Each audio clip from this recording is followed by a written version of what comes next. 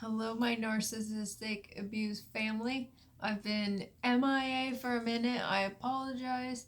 It's just given the circumstances, everyone is home all the time. I don't have the same schedule as once I did, we'll say. So, my ability to create this content is the window of opportunity has shrunk substantially. But anyway, I'm here. Oh, another thing. My husband highlighted and lowlighted my hair again, and he did such an amazing job. I think I might actually publish a video about it if you're interested. Anyway, so the topic I'm talking about today is how narcissists will forge ahead with their agenda in the face of any adversity, any revelations or truths that they're up against. They don't care. They'll completely deny, ignore, and totally negate any of it. They have no shame whatsoever. And I'm saying this because I've heard from so many of you that are in similar situations. If you follow my Instagram, you know that I just had a situation. So, the narc woman mother, we'll use that term loosely as I do always, but she sent me an email the other day about, oh my god, you guys, it was so insane. I actually did a double take. I looked at it numerous times thinking that it had to be a joke, but of course it was not. It's the sad reality of what we're dealing with regarding these people. So she sent me an email that was ways that you can make your grandparent feel loved and appreciated during the quarantine, something like that. You know, because she's the model grandparent now.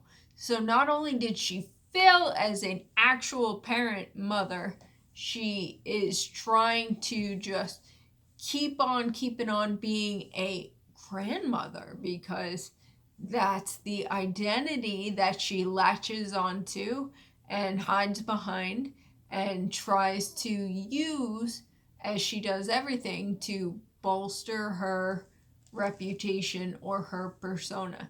So anyway, so I blocked her on the phone, thankfully, but so I guess she thought it was a great opportunity to send me this email. She's also put flying monkeys up to try to get information for her, and that has failed.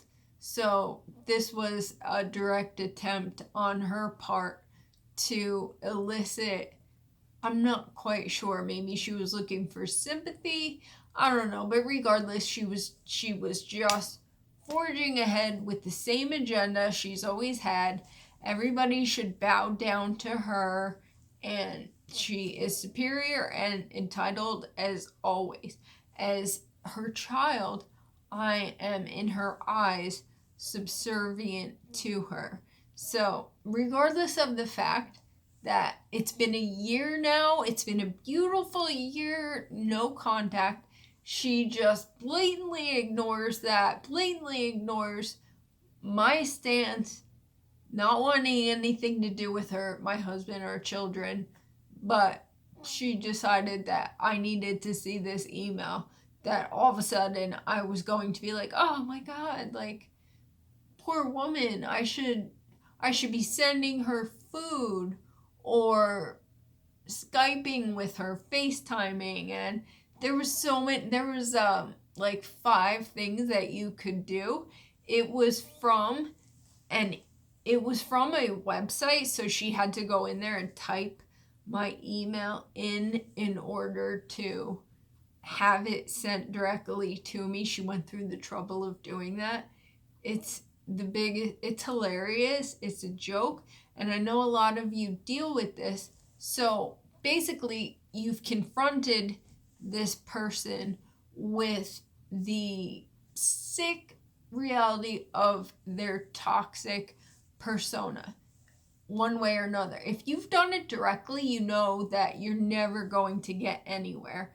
And if you've done it indirectly by just removing them from your life, you know that they turn everything onto us, onto you, because narcissists will never be held accountable.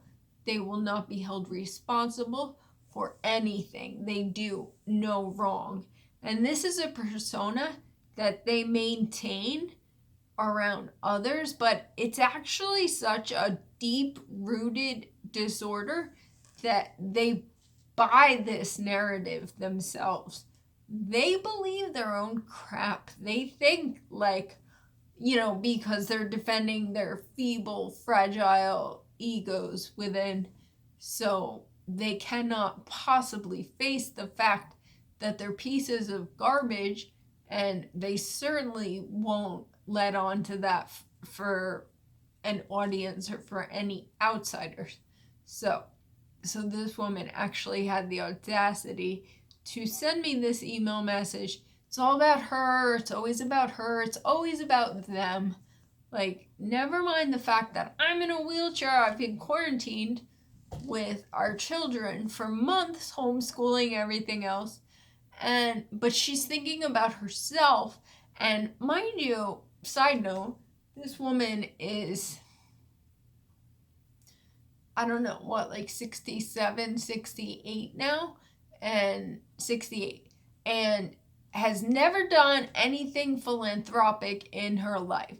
Like, she's always complained about not wanting to work, but she spends faster than it comes in from my dad or whatever, but he's always kissed her butt and enabled her to do this. But anyway, back to the fact that she's only thinking about herself.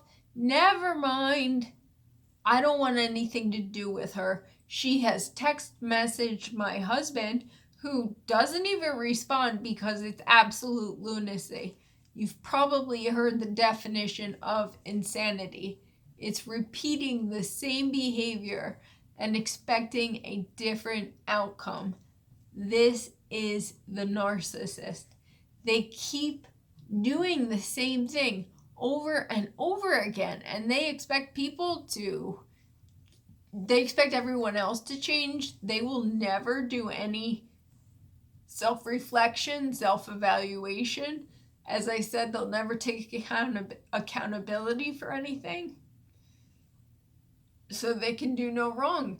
And all the while, if you have gone no contact, you know that they are victimizing themselves, that we are the offender all the time. We're the perpetrator. We're vilified rather, I should say. And I've always been the element of her, suffering. She's the martyr, and I'm the perpetual black sheep. I am the scapegoat all the days long.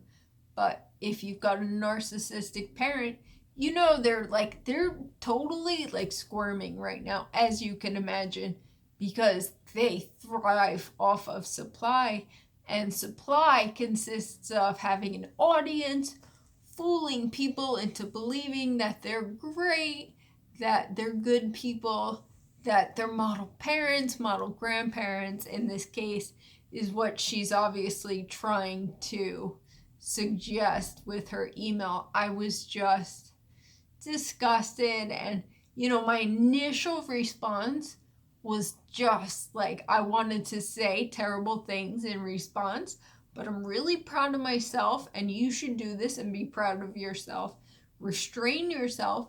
Remind yourself that we're dealing with mental illness here. It really is. It's really hard to conceptualize that these people are mentally ill, because they try to, present so well, and they try to, fool everyone. That's their life's purpose, is they want everyone to believe that they're so great and they're good people, whatever.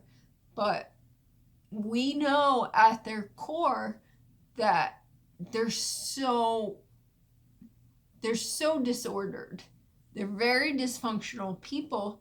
So the things that they do that are just completely out of touch with reality, like trying to contact us when we want nothing to do with them, that's their delusion. That's their failure to accept reality, failure to face the facts, because they can't do it because they're so frail and weak and they refuse to do it. So anyway, you guys, I hope this provided you with some validation, some useful information, and please like, please subscribe, give me a thumbs up. I love and appreciate you all. We're in this together. We're bumped and we're bruised, but more than anything, we are blessed because we have learned what this has been going on, the abuse that we've been enduring, and we're better people because of it. See you guys soon. I love you all.